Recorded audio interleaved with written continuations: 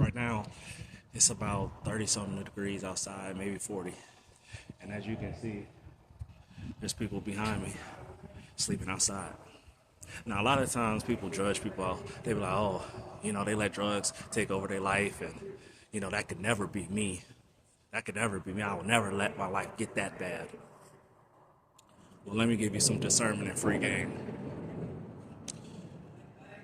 Drugs and the lifestyle that you live in, at first, it's not designed to make it seem like you will ever get this far.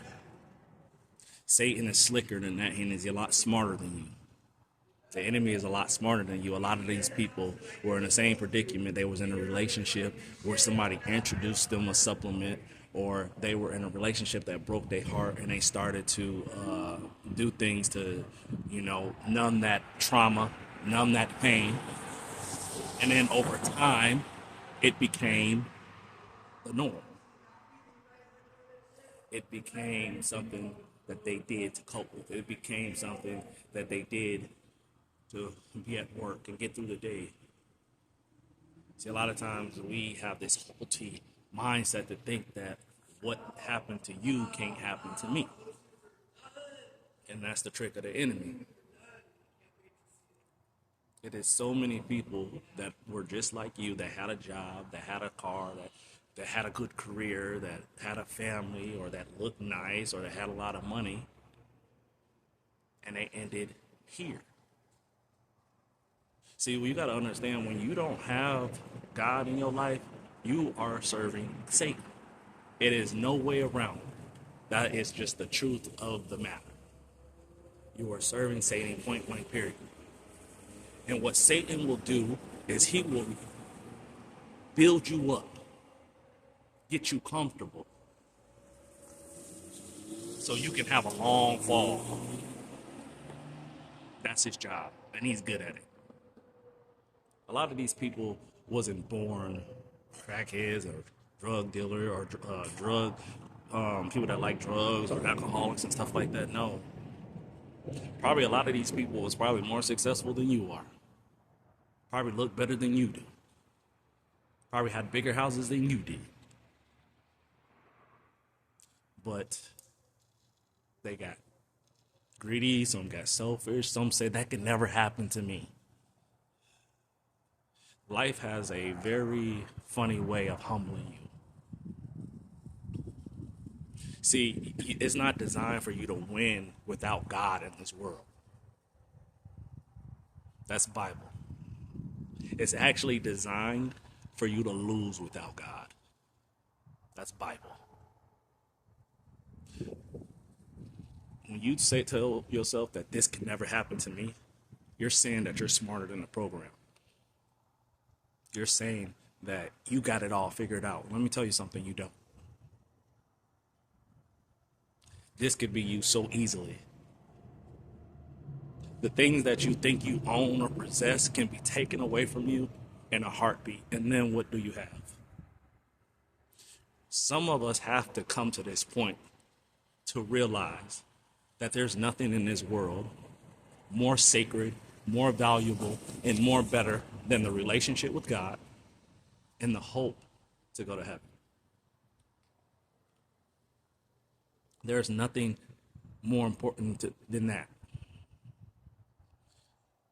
Third thing that's the most important you can do is, if you have a relationship with God, to share it with other people, because people are lost. People are broken, and people are sad. And there's so many people in the world that are being manipulated, that are being hurt, that actually don't have a relationship with God. And Satan is just having a field day with them. When you look around, there's couples out here. There's single men, single women, fighting to survive, fighting their daily addiction, and they never even had a real hope or a real relationship with God. You know what their God is? Drugs, alcohol, that relationship. There's relationships out here where they both drug addicts and they just still holding on to each other, feeling like that's all they got, idolizing the relationship, idolizing that drug. It is cold out here. I am freezing. My toes, I can't feel them. My fingertips, I can't feel them. A lot of times people say, oh, we living in hell. And they laugh about it like, oh, like that's funny. Some people say, hey, I can't wait to go to hell. It's going to be a fun party. You are sadly mistaken, my friend. You are very ignorant. You need to educate yourself on what hell is going to be like. See, God is so graceful that he actually just gives you a sliver of a sample of what it is to not have a relationship with him and have a little bit of hell. So your hell is every day waking up, dealing with the same thing, dealing with the same problems. Your hell is your discomfort. But God allows you to feel uncomfortable so much that you finally wake up one day and you say, I want to do something about this. I don't like this feeling and I don't want this anymore. So your hell could actually be fixed. You still have a chance. Can you imagine eternally separated from God, and hell is every single day? Hell is no end. Hell is eternal. You will never see the sun again. You will never see people again. You will be in darkness for eternity. Do you know? Can you imagine that? Sometimes we get confused on thinking that there's an option outside of God. Sometimes we get confused through religion, and we think that, okay, well, I tried. If something is truly worth pursuing, truly worth having, then you're never going to stop to get it.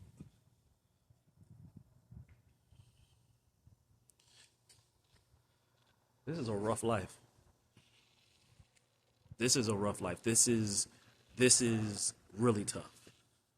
It's a day in and day out struggle each and every day to eat, to sleep, to find comfort, and do it every single day. You don't even feel like a human sleeping on the streets being homeless.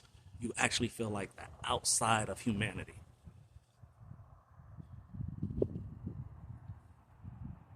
It's a day in and day out struggle. And a lot of you guys will end up here. A lot of you guys will end up right here in this situation. The person that ignores every sign, the person that don't listen to God, the person that God talks to you every time, and you constantly shut the door in God's face and you do what you want to do. You stay in that relationship. You keep going to the club. You keep drinking that drink. You keep living the lifestyle that you want to live. YOLO. God has been talking to you. He has been convicting you. He keeps trying. The reason why he saved your life that many times is because you never had a relationship with God. And if you were to actually die, you would be eternally in hell, and God doesn't want that for you. He actually wants you to have a relationship with him. So he saved your life that many times so you can get to really know him. God is merciful.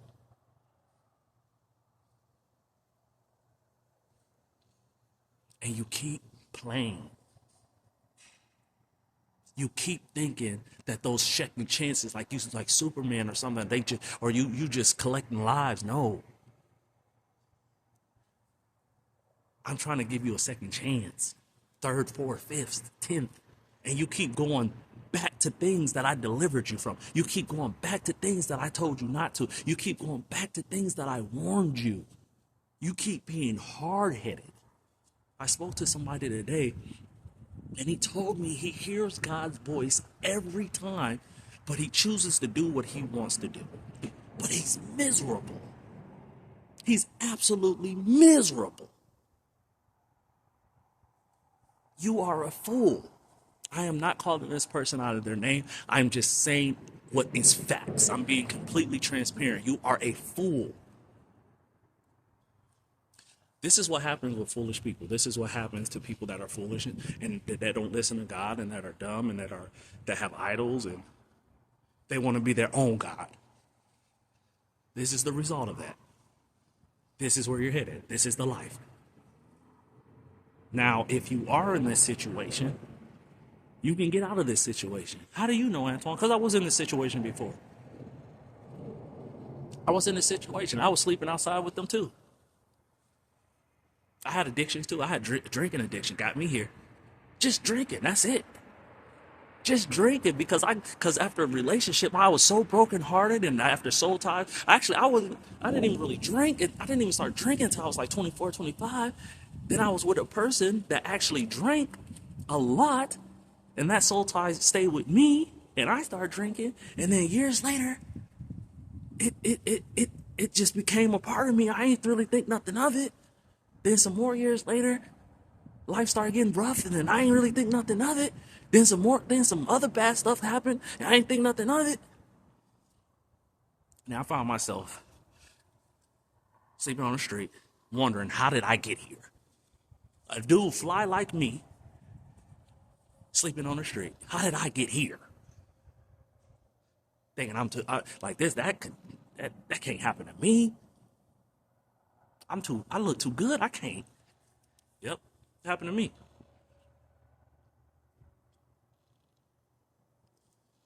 You got to find out. You got to figure out where you want your life to go. I don't care how high you are right now. I don't care how your money look right now, how your house look right now. That could be taken from you in a split second, in a moment.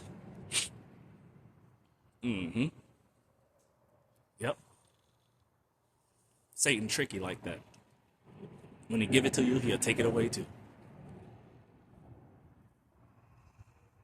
This is your wake-up call. This is your wake-up call. I was actually in my bed, comfortable, and I got this concept. God gave me this concept. I would say that because God just been flooding me with different things that he wants me to speak to y'all about.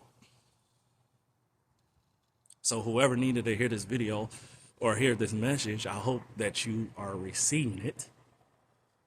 I hope that you are taking this as a John, Chris, Marcus, Tanya, Christina, Ashley, John,